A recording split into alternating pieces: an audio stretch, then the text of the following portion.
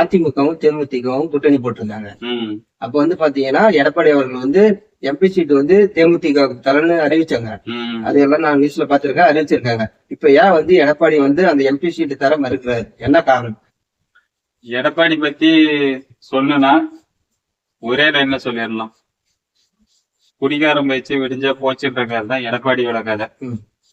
அவர் இன்னைக்கு என்ன நினைக்கிறாரு, நாளைக்கு அவருக்கே நினைவு இருக்கா இல்லைன்னு அவருக்கே தெரியாது. அது இப்ப அதுவும் இல்லாத அவருடைய கட்சி வந்து யாருமே கூட இருக்கிறவங்க கூட அவர்கிட்ட இல்ல. 2026 அதிமுக இருக்குமா இருக்காதான்னு கேள்வி கேட்டா என்னை கேட்டா 2026 அதிமுகன்ற ஒரு கட்சி இருக்காது. 100% வேணா பாத்துக்குங்க, அதிமுகன்னு ஒரு கட்சி இருக்காது. அவருக்கு என்னன்னா யாராச்சும் ஒரு கூட்டணி அவங்க கூட இருந்தாவே நம்ம தான் வெற்றி அப்படின்ற மனநிலைக்கு போயிடுறாரு எடப்பாடி. இப்ப பாமக கூட வந்திருக்காங்க, பிஜேபி கூட வந்திருக்காங்க. அதனால ஃபர்ஸ்ட் தேமுதிகவுக்கு தான் எல்லா முக்கியத்துவமும் தருவோம் அப்படின்னு சொல்லிட்டு வச்சிருந்தாங்க. இவங்க 2 பேரும் உள்ள வந்தோடனே அவருக்கு என்ன நினைப்புனா நம்ம தான் வெற்றி. இப்ப திமுக வந்து அசுர வளர்ச்சியில அனைத்து கட்சியும் வந்து கூட்டணி வச்சு பலமா இருக்காங்க. அவங்களை எதிர்க்கணும் அப்படின்னா அதிமுக, பிஜேபி, பாமகவால முடியல, முடியாது. ஆனா தேமுதிக வந்து எந்த பக்கம் இருக்கோ அதான் மெகா கூட்டணி. கண்டிப்பா அது எல்லாத்துக்குமே தெரியும். யாரு கூட கூட்டணி போறாங்களோ அந்த கூட்டணி தான் வெற்றி அடையும்னு எல்லாத்துக்குமே தெரியாது. இது வந்து எங்களுக்கு தேமுதிக வந்து இலக்கு கிடையாது, 1% கூட இலக்கு கிடையாது.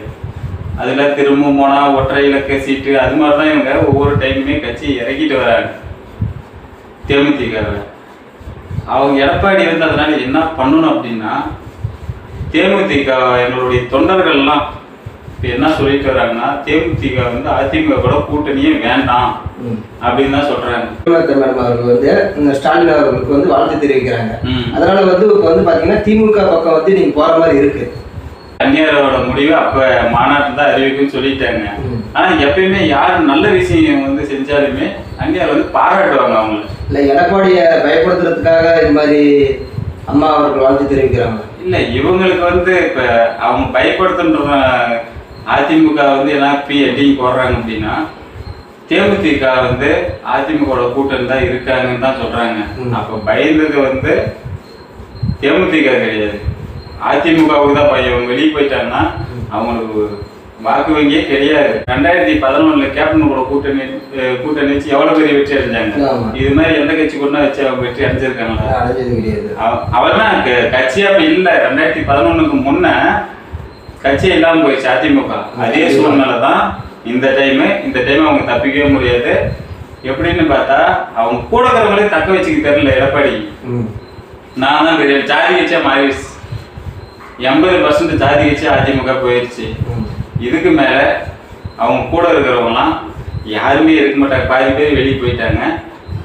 எங்களுடைய தொண்டர்களுடைய மனநிலை என்ன அப்படின்னா, அதிமுக கூட்டணி வேணாம் தான் சொல்றாங்க. நீங்க வந்து அதிக வீடியோ போட்டிருக்கீங்க, தொண்டர்கள் என்ன சொல்றாங்க?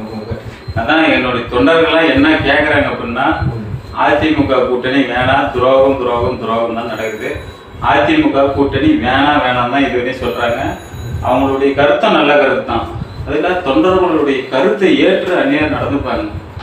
தொண்டர்கள்லாம் என்ன சொல்றாங்க அப்படின்னு கேட்டு அவங்க சரியான முறையில் வந்து திறமையானவங்க. அவங்க எப்படிலாம் நம்ம கொண்டு போகணும், தொண்டர்களுடைய மனநிலைக்கு ஏற்பதான் வந்து எடுத்துட்டு போகணும் அப்படின்னு சொல்லி திங்க் பண்ணி தான் அவங்களும் முடிவு எடுப்பாங்க. தமிழ்நாட்டிலே வந்து 3வது கட்சி தேமுதிக தான். அது இல்லாத ஃபர்ஸ்ட்லாம் வந்து 2வது கட்சி 3வது கட்சின்னு சொல்லுவாங்க. தேமுதிக தான் தமிழ்நாட்டிலே முதல் கட்சி எங்களை பொறுத்தளவு கேட்டா. எப்படின்னு பார்த்தா மக்களுக்கு நல்ல கொள்கையும் சொல்லி தராங்க, எப்படி வந்து என்னென்ன பண்ணணும், உதவி பண்ணணும்னு சொல்லி தராங்க. ஊழல் இல்லை.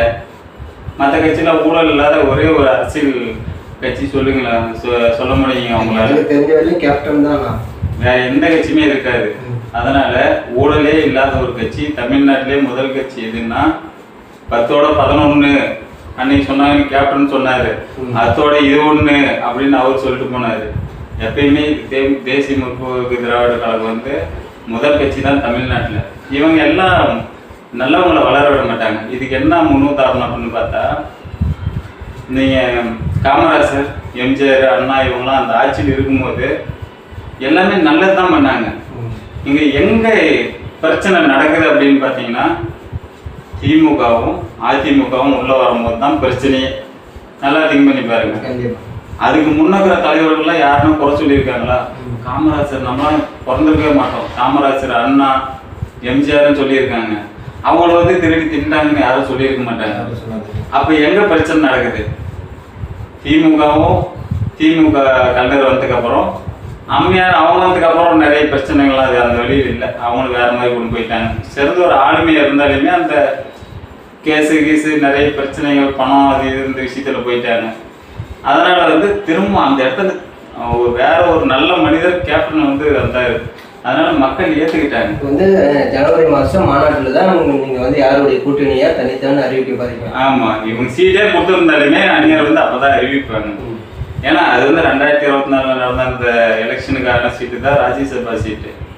திரும்ப எங்களுடைய பலம் சரி, அவங்க தான் சீட்டு தர மறுக்கிறாங்க, நீங்க ஏன் வந்து சீட்டு தரல அப்படின்ட்டு? ஏன்னா அது அவங்களுடைய கடமை. இப்ப நீங்களே இருக்கீங்க, அவங்க கூட ஒரு வாக்குறுதி கொடுத்துட்டாங்க. நீங்க என்ன பண்ணுவீங்க? அந்த வாக்குறுதி உங்களுக்கு நீங்க கொடுத்ததுனால தான் உங்க கூட நாங்க இருக்கோம். வாக்குறுதி கொடுத்தா நிறைவேற்றி தான் ஆகணும். அப்ப அந்த ஞாபகம் இப்ப திடீர்னு அதை பத்தி பேசவே இல்லை. ஒரு 2 மாசத்துக்கு முன்னாடி எடப்பாடி என்னன்னாரு, செய்தியாளர்கிட்ட வந்து நான் உங்ககிட்ட சொன்னான்னு கேட்டாரு. அந்நியாரு எக்ஸ்தலத்துல இது போட்டாங்க, வெற்றி நமதே நாளை நமதேன்னு சொல்லிட்டு போட்டாங்க. 1 மணி நேரத்துல அதை டெலிட் பண்ணிட்டாங்க. அப்ப பயங்கர உடனடியா ஆளை விட்டு பேசுனது யாரு? அதிமுக காரங்களா? தேமுதிக கட்சியில இருக்கிறவங்க வந்து தொடர்பு கொண்டு நாங்க எதை தெரியாம சொல்லிட்டாருங்க அப்படின்னு சொல்லி அப்படி இப்படி சொல்லி தான் அவங்க தான் வச்சுட்டு இருக்காங்க. எதுக்கு இது வரையுமே அந்நியர் வந்து நாங்க அதிமுக கூட்டணி தான் இருக்கோம் அப்படின்னு இது நாள் வரையும் சொல்லியிருந்தாங்க. ஒரு 2 மாசத்துக்கு முன்னாடி இப்ப சொல்ல மாட்டாங்க. ஏன்னா ஒரு பேச்சுக்கு மரியாதை நீங்க கொடுத்துருக்கீங்க. அந்த ஒரு சீட்டுக்காகலாம் ஒண்ணும் இது கிடையாது. ஒரு சீட்டு போனாலுமே எங்களுக்கு பிரச்சனை கிடையாது. நீங்க கொடுத்த வாக்குறுதிக்காக தான் நாங்க இருந்தோம். அந்த ஒரு சீட்லாம் ஒன்றும் ப்ராப்ளம் கிடையாது. ஒரு சீட்டு போனா நாங்க எம்எல்ஏ சீட்ல எக்கச்சக்கமா வின் பண்ணிட்டு போயிடும்.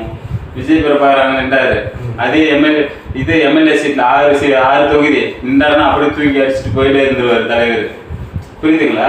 இப்போ 6 தொகுதியிலுமே மாணிகதா வந்து எதிர்த்து அவ்வளவு ஓட்டு வாங்கியிருக்காங்க. அப்ப அந்த இடத்துல யாருக்கு பவர் இருக்கு? மோதத்துக்கு தேமுதிக பவர் இருக்கு. அப்ப 6 எம்எல்ஏ நிறுத்தினா வெற்றி அடிச்சுட்டு போயிட்டே இருந்தோம், முடிஞ்சு போச்சு. இது மாதிரி போயிட்டு இருக்கு. எங்களுடைய தொண்டர்கள்லாம் பார்த்தா யாருமே அதிமுக கூட்டணி வேணான்றாங்க. எடப்பாடி பேச்சு திரும்ப சொல்றோம். அவரு சொல்லக்கூடிய விஷயம் அவருக்கே நினைவு இருக்க கூடிய விரைவில் அதிமுக ஒரு கட்சி இருக்கிறதே சந்தேகக்குறி தான். இப்ப எல்லாமே பெரிய மூத்த நிர்வாகிகள் எல்லாமே வெளியேற்றாங்க. அப்படின்னு 1 வருஷத்துக்குள்ள எடப்பாடி மட்டும் வச்சு என்ன பண்றாங்க? ஜாதி கட்சியா மாறதுனால எல்லாம் வெளியேறிட்டாங்க மொத்தத்துல. அவ்வளவுதான். அது இல்லாத இப்ப ஒரு கட்சினா வந்து 10 தலைவர் இருக்காங்கன்னா உள்ள எல்லாத்தோடைய பேச்சுமே கேட்கணும். ஆமா, நான் சொல்றதுதான் இது, என்னுடைய ஆட்கள் தான் முன்ன இருக்கணும் அப்படின்னு நினைச்சா அது சாத்தியம் கிடையாது. யாருமே இருக்க மாட்டாங்க. இப்ப திடீர்னு எடப்பாடியை விட்டுருங்க, இன்னொரு தலைமை ஒண்ணு உருவாக போகுதுன்னு வச்சுக்கோங்க. சசிகலா அவருக்கு என்ன தேமுதிக இவங்கெல்லாம் சேர்ந்து ஒரு கூட்டணி உருவாக்குனாங்கன்னா எடப்பாடி எங்க இருக்குமா கட்சி? எடப்பாடி கட்சி இருக்குங்களா?